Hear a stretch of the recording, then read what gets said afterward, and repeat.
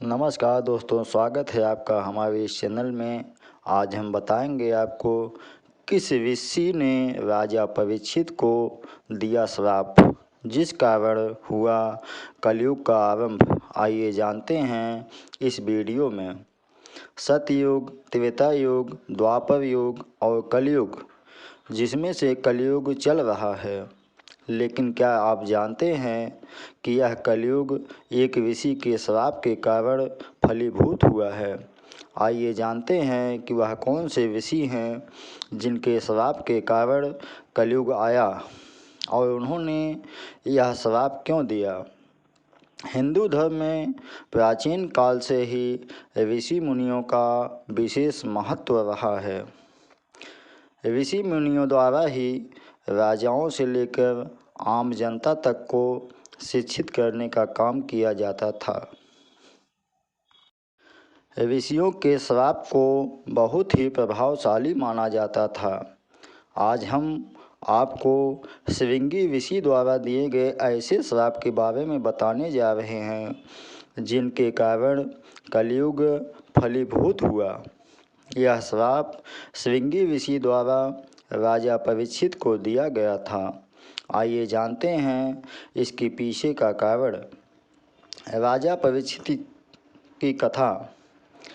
महाभारत के आदि पर्व में 40 और 41वें अध्याय में एक पौराणिक कथा मिलती है, जिसके अनुसार द्वापर युग में परीक्षित नाम के एक राजा थे जो बहुत न्यायप्रिय और अपनी प्रजा के प्रति निष्ठावान थे।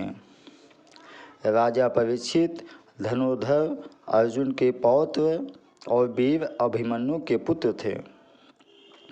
वह एक जंगल में शिकार करने गए, जहां उन्होंने देखा एक समीक ऋषि नाम के ऋषि मौन अवस्था में ध्यान कर रहे थे। राजा परीक्षित प्यासे थे।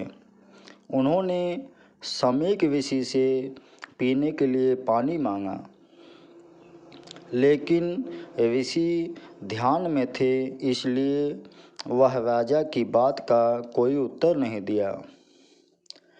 राजा परीक्षित के सिर पर स्वर्ण मुकुट विराजमान था। कलयुग के प्रभाव से राजा ने इसे अपना अपमान समझा।